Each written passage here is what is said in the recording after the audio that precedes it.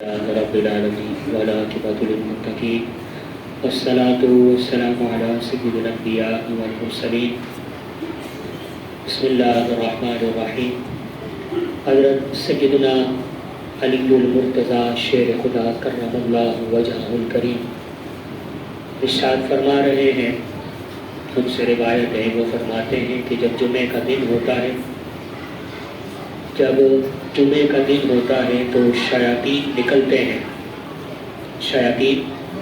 نکلتے ہیں، لوگوں کو بازاروں میں دیر کرواتے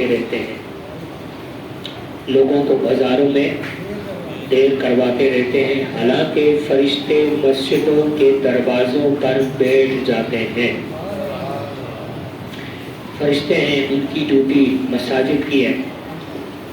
اب شیاطین بازاروں میں اور راستوں میں جو ہے وہ لوگوں کو دیر کرواتے ہیں۔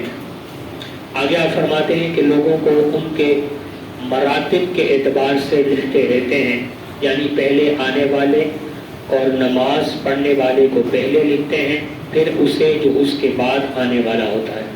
مراتب درجات سے مراد یہ ہے کہ جیسے جیسے لوگ آتے ہیں، پہلے آنے والا پہلے، پھر اس کے بعد، پھر اس کے بعد، پھر اس کے بعد، پھر اس کے بعد، یہ چیز ساری ہوتی ہے۔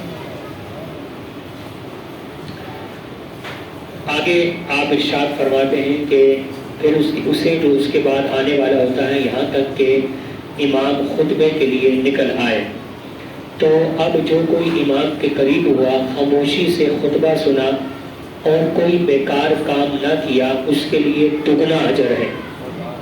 اور جو کوئی امام سے دور ہو، خطبہ سنے اور خاموش رہے، تو اس کے لیے 1 گنا اجر ہے، یعنی جو پہلے آتا ہے اس کے لیے دگنا اجر ہے، جو بعد میں آتا ہے اس کے لیے 1 گنا اجر ہے۔ جو شخص امام کے قریب ہو کر پھر بیکار کام کرے، نہ خاموش رہے، نہ کان لگا کر خطبہ سنے، اس پر دگنا گناہ ہے۔ جہاں نیکی کا ایک تصور اور ایک سلسلہ اسلام نے ہمیں دیا ہے، تو دوسری طرف یہ بھی ہے کہ جمعے کے لیے بندہ بیٹھا ہو اور پھر جمعے کا خطبہ بھی سنے نا غور سے، اور لغویات میں اور اپنے ہی کھیل کود میں رہے، تو اس کے لیے دگنا اجر ہے۔ اور جس نے دوسرے کو کہا خاموش رہو، اس نے پھر کلام کیا، اور جس نے کلام کیا اس کا جمعہ نہیں ہوتا۔ مولا کائنات شیر خدا رضی اللہ تعالیٰ عنہ نے فرمایا، میں نے اسی طرح اللہ کے محبوب علیہ السلام کو فرماتے سنا ہے، یعنی یہ ان کی حدیث انہوں نے بیان کی۔ حضرت سیدنا ابو ہریرہ رضی اللہ تعالیٰ عنہ وہ فرماتے ہیں کہ اللہ کے محبوب صلی اللہ تعالیٰ علیہ وبارک وسلم نے ارشاد فرمایا، جو آدمی جمعے کے دن غسل جنابت کرے، پھر پہلی ہی گھڑی میں جمعے کے لیے نکل پڑے، گویا اس نے رب کی بارگاہ میں اونٹ کی قربانی پیش کی۔